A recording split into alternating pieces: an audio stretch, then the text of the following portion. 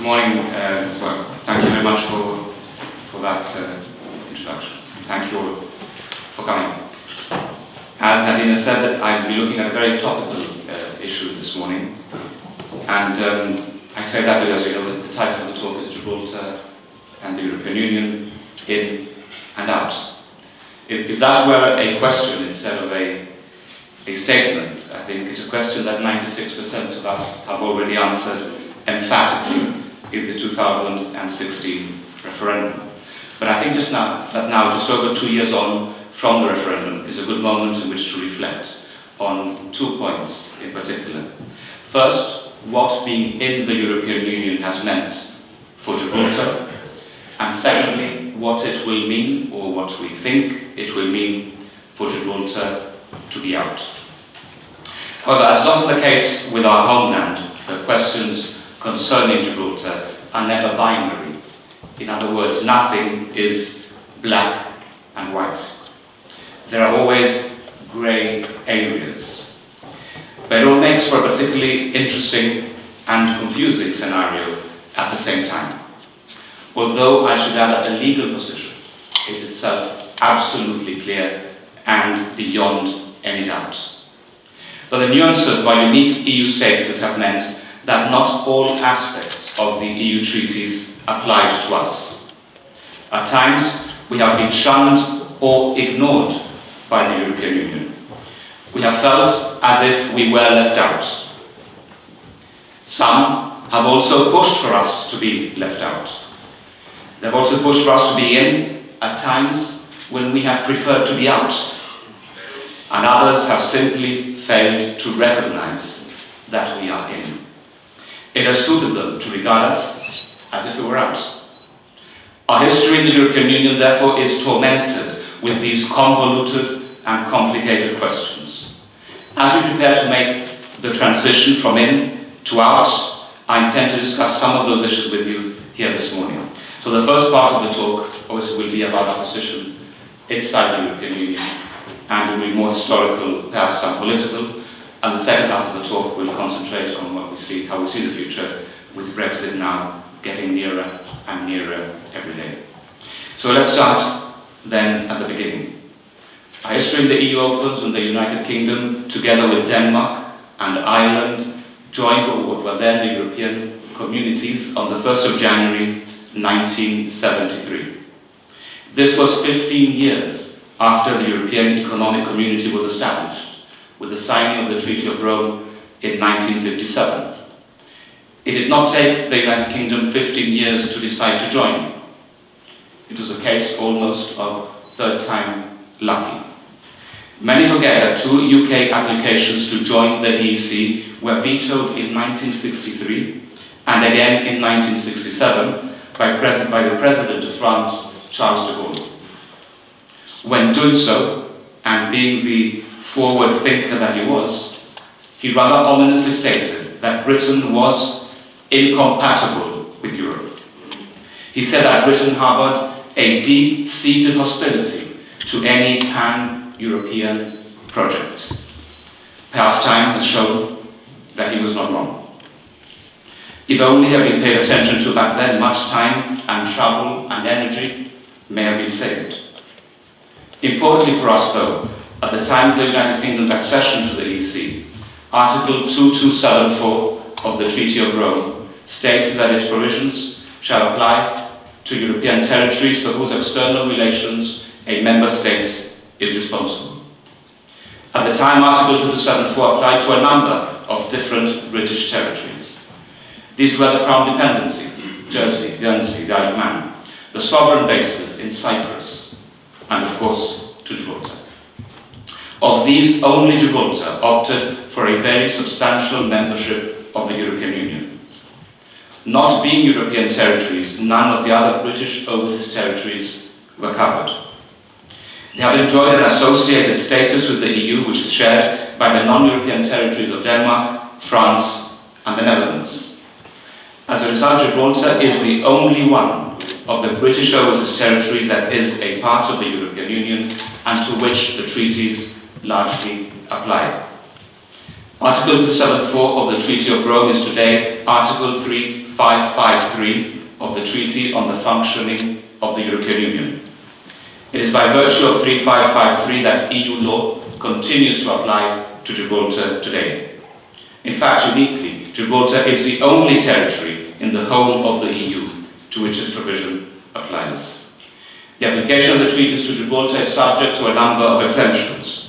These are set out in Articles 28 to 30 of the UK's Act of Accession. These exemptions are the following. We are outside the common agricultural policy. We are outside the common fisheries policy.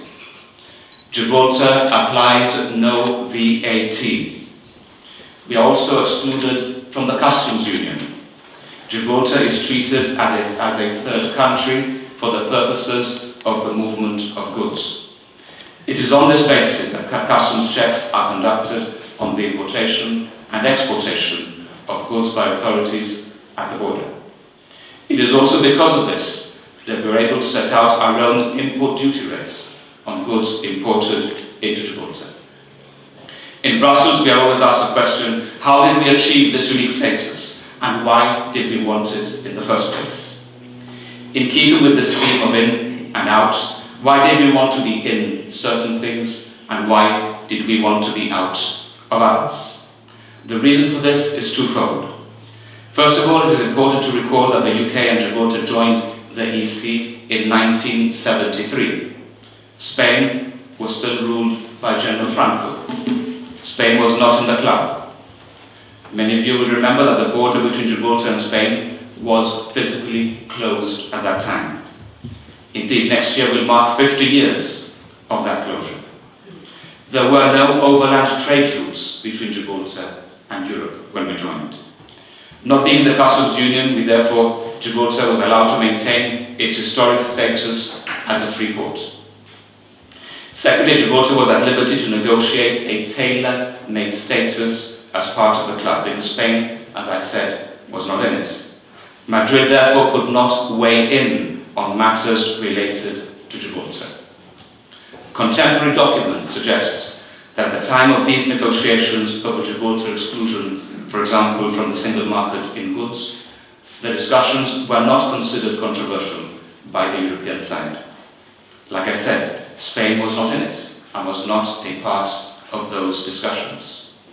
The maintenance of our status as a free port was treated as a technical discussion and not as a divisive political issue. There was a willingness to find solutions. What this demonstrates to me is that with good faith, political will, and in the absence of diplomatic contamination from Madrid, technical solutions can very effectively be applied to cater for Gibraltar's unique and specific circumstances. If only Spain were not in the club now, many of you would think. Aside from the exceptions, I have already mentioned Gibraltar, as you know, does not form part of the Schengen area, given that the UK itself opted out of Schengen. Thus, Spain's border with Gibraltar is considered an external border of the Schengen area. It is on this basis that Spanish border guards conduct border controls to Spain from Gibraltar and on exit from Gibraltar into Spain. Moreover, because of the terms of the UK's opt-out from the third stage of the EU's economic and monetary union, Gibraltar has not adopted the single currency either. In a nutshell, that explains the legal status, our legal status in the European Union. And it is true that as part of the EU, our economy has flourished into the modern, service-based economy that it is today. Being in the European Union, Gibraltar has certainly benefited from EU fundamental principles. On the free movement of people, for example. On the freedom of establishment, the free movement of capital, and the freedom to provide services. Generally speaking, throughout the time of our membership of the European Union, we have been a pro-European community. We have been proud of our European citizenship. We have been enthusiastic Europeans. We have made every effort to ensure that Gibraltar remains fully compliant with all of our EU obligations.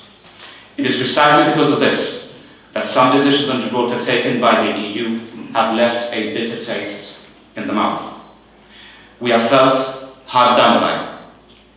We have not felt understood or even welcome. We have felt betrayed.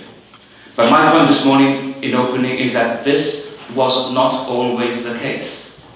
For 13 years, from 1973 to 1986, being in the European Union meant relatively little to us.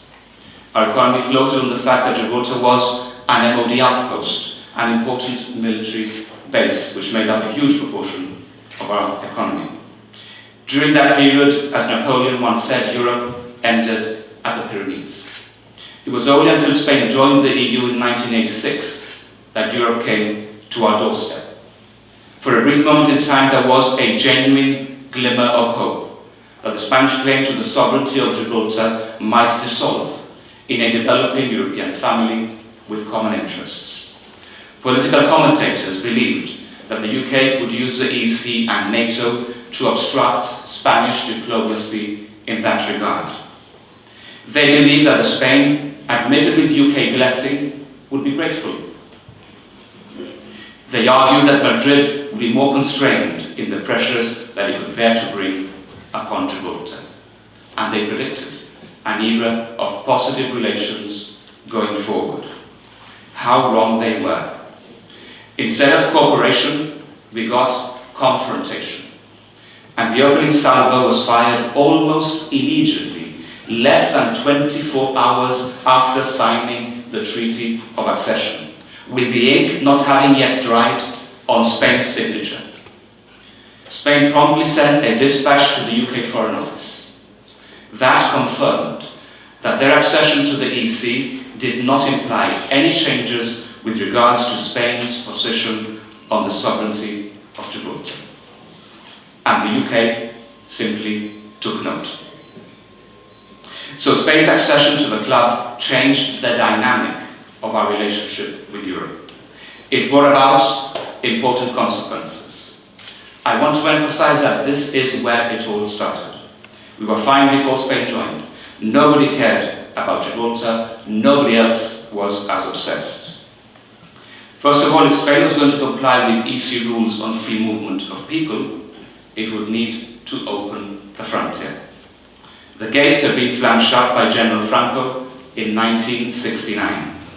They remained closed for nearly 10 years after Franco's death. They opened in February 1985. Therefore, they were closed for longer by a democratic Spain than they had been closed under the dictatorship.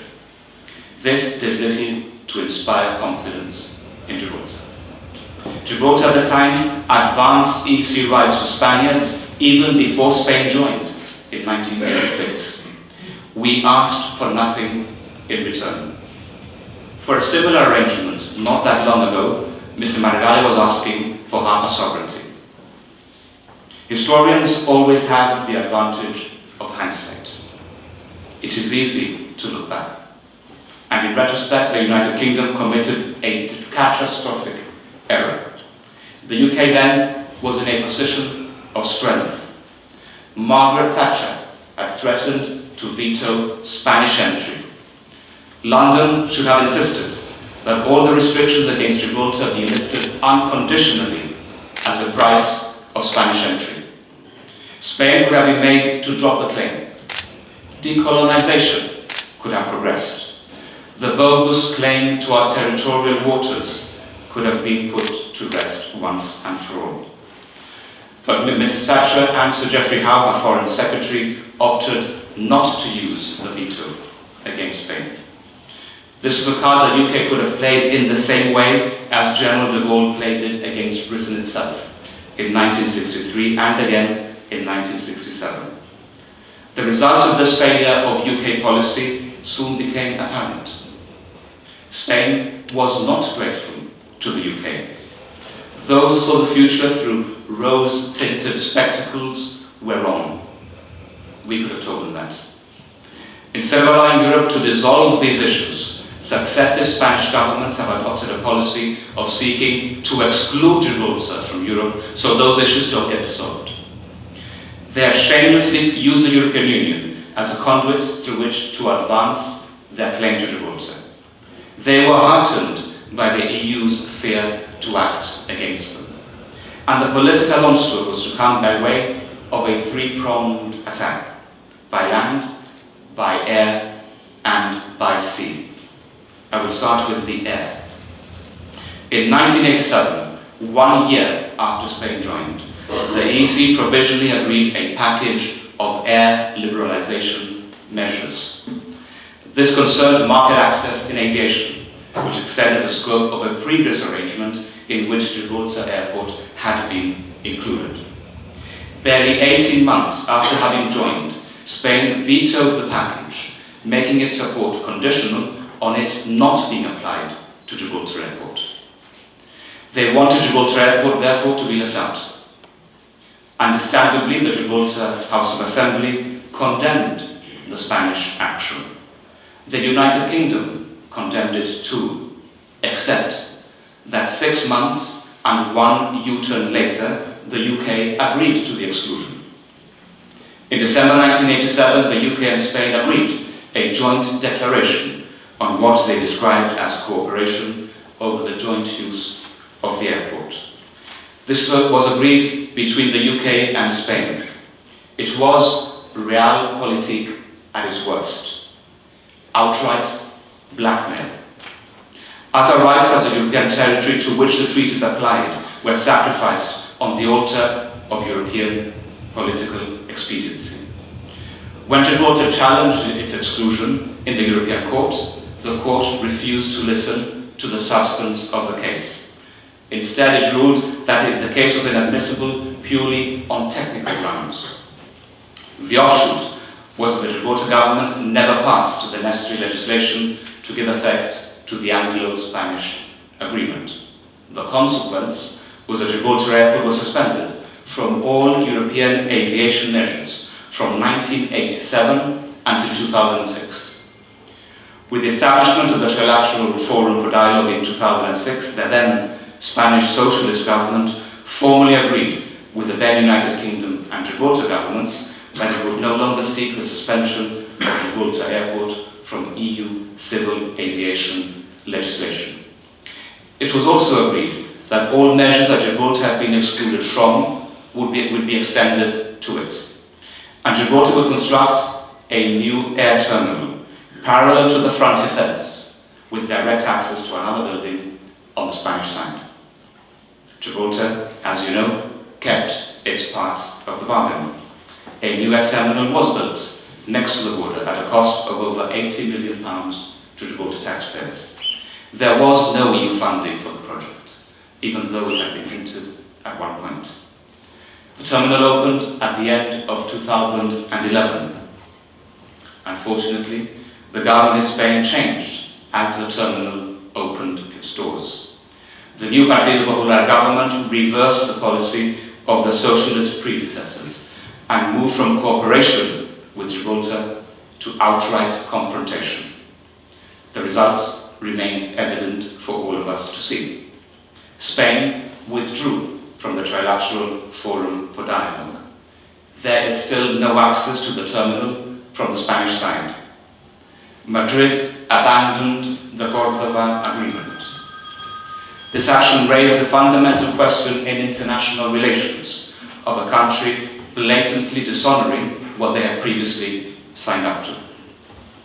Both the Gibraltar government and the UK government have stuck to the agreement. This included UK taxpayers paying millions of pounds to Spanish pensions. Gibraltar implemented the aviation aspects of Córdoba and direct flights to Madrid commenced. The Spanish veto did not only affect Gibraltar. It has had consequences for Europe as a whole. A number of aviation measures are held up for the whole of the European Union. Proposals to recast a single European sky, to advance air passenger rights, to streamline common rules for the allocation of slots, and for the establishment of a common aviation area with the Ukraine. All those are held up. In fact, there are now more countries where aviation agreements have been struck, which have not been implemented also because of the Spanish position in relation to Gibraltar Airport. and the EU has done nothing. They think that doing nothing is being neutral. This is not so. I will never tire of explaining it to them to their faces in Brussels. Their obligation is to uphold European Union law, and European Union law on civil aviation applies to Gibraltar Airport, as it applied before Spain joined. At any rate, it will continue to apply while we are still in the club. It is not for the EU to assert that there is a dispute over the land. The dispute is a Spanish invention. In the 1960s, Spain refused Britain's invitation to refer her claim to the International Court of Justice. More than that, the International Court of Arbitration for Sport in Lausanne determined, in the context of the GFA's application to join FIFA, that, and I quote, "The allegation that Gibraltar is a disputed and/or sensitive territory is legally and factually misplaced." It unequivocally concluded that under public international law, the sovereignty of Gibraltar is clearly British. But Brussels does not even need to go that far. We have always maintained that the solution is to apply EU law in accordance with the terms of membership of the European Union and in accordance with the treaty. The EU, including the Council and particularly the Commission, as the guardian of the treaty, therefore has a role to play instead of acting as mere bystanders. These arguments have been put by us both to the Commission and to the other member states, but none of them have been willing to grab the bull by the horns. The pun here is fully intended. Their cunning plan is that Brexit will make the problem go away. Time will tell. As I said earlier, the Spanish attack has come by land, by air, and by sea. When I said by land, I was, of course, referring to the border. But the border has seen EU intervention in a way that the airport has not. Some of you might recall that the former Prime Minister David Cameron urged the then President, José Manuel Barroso, to put an end to the border crisis of 2013. As a result, the European Commission sent 3 teams of inspectors to Gibraltar in 2013, in 2014, and in 2015. Those delays were politically motivated, as they have always been since the border opened. They followed intense controls conducted by the Spanish authorities. Thousands of people were made to queue up for hours every day. Many of them were Spanish nationals, ironically. Others were EU nationals. But it took a while, but the Commission eventually agreed with us that the checks that created the lengthiest delays were, in their words, disproportionate. The situation at the border has improved as a result of that intervention, but we all know it is still far from perfect. Transit to the border has always been used by Spain as a political weapon. Indeed, there were suggestions that one of Mr. Margallo's first acts on taking office as foreign minister was to ask if he could shut the border completely. The second was to explore a toll charging people who crossed the border. None of these were possible because the EU stopped them both. I will later cover the importance of the border once again, as I see it now in the context of Brexit.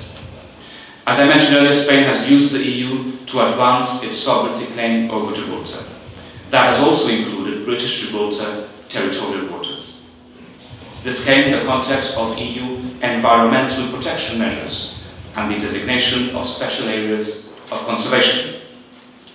In 2006, the UK, on behalf of Gibraltar, designated an area of BGTW known as the Southern Waters of Gibraltar. This was designated under the Habitats Directive.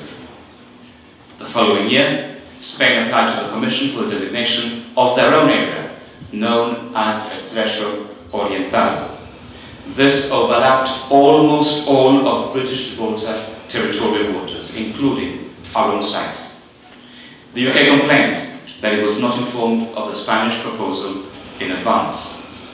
The Commission, presumably, conducted no legal analysis on the question of the sovereignty of the waters when approving the designation. For the waters are indisputably British under the United Nations Convention on the Law of the Sea. The Gibraltar government, supported by the United Kingdom, challenged the designation in the European Court. We did so twice. We went to court 2 times. First at first instance and then on appeal. Again, both actions failed purely on technical grounds.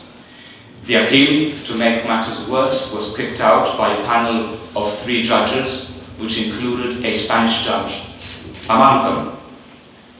Spain immediately published management plans banning activities in our waters.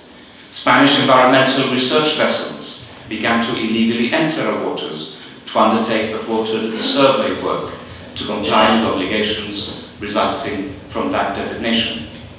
Instead of putting an end to the conflict, the EU once again chose to remain neutral after putting the foot in it, as it did with Gibraltar Airport. But as Desmond Tutu once said, if an elephant has its foot on the tail of a mouse, you can say that you are neutral, but the mouse will not appreciate your neutrality. We certainly have not appreciated that neutrality whilst being in the European Union. We are also no mouse. We fight back, and we punch well above our weight. However, there is no doubt that this behaviour on the part of the EU institutions has done nothing for their standing here in Gibraltar.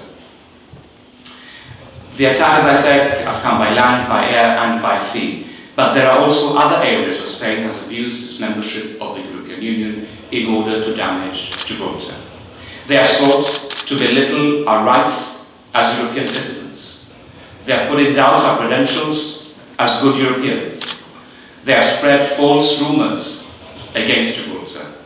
They have sought to undermine our economy at every turn. We have had to resort to court in defence of our rights. We've even had to fight for the right to vote in elections to the European Parliament, that initially against the UK, but then against Spain as well. Nothing has ever come easy for us. Nothing has been handed down on a plate. Ever since Spain joined the EU, it has been one battle after another. Spain has also objected to the role of Gibraltar's competent authorities, for example, under EU legislation. Only Spain raises these issues. None of the other member states do. As a result, when liaising with Spanish counterparts, Gibraltar competent authorities have to channel formal written communications through the Foreign and Commonwealth Office in London. And finally, no account of the history of Gibraltar in the EU would be complete if I did not mention one specific area. This is Spain's constant use of EU structures to unfairly assault Gibraltar's tax regime. The other member states are so fed up with Spain that 27 of the 28 endorsed the Income Tax Act of 2010 as compliant with the Code of Conduct for Business Taxation. They voted 28-1 in our favour. You can guess 27-1 in our favour. You can guess which country that one was. The OECD ranks Gibraltar in the same category for tax transparency as member states, such as the United Kingdom or Germany. For years, Gibraltar has had to defend itself from baseless accusations and claims driven by Spain's tireless political agenda. They have had no other objective than to destabilize Gibraltar. What they have accounted for is by no means an exhaustive list. The list goes on and on. Nonetheless, it provides a flavour of what EU membership has been like for us since Spain joined. So that covers the period that we have been in the European Union. It does so, obviously, in a very broad and general way, but I think it provides a flavour, as I said earlier, of what it was like. What should we expect once Gibraltar is out? On Monday, the debate on the budget opens in the Gibraltar Parliament. As I will say in my budget speech next week, we are now at a crucial stage of the Article 50 process. There are a little over 3 months to go until the critical EU summit in October. There are UK-EU withdrawal agreement is expected to be finalised at that time. We are around 8 months away from our anticipated departure from the European Union in March. Like I said earlier, we didn't want Brexit. Despite their decision to leave, the government has had to take decisive action. We have led with ambition, persistence and determination, with a defined message and a clear set of objectives. A set of objectives which would allow Gibraltar's economy to continue to flourish. Downing Street itself has repeated over the last 24 months that it would work for a Brexit which fully recognises Gibraltar's priorities. A deal that works for all parts of the United Kingdom family, including Gibraltar. We know what those priorities are. We therefore know what we need to make Brexit work. An important objective was to maintain and enhance our trading relationship with the United Kingdom. The UK government has already made it absolutely clear that Gibraltar's access to the UK market will remain unchanged post-Brexit. They have also made it clear that such access will not only be maintained, but it will be broadened where possible. Access to the UK market is essential to Gibraltar's economic sustainability.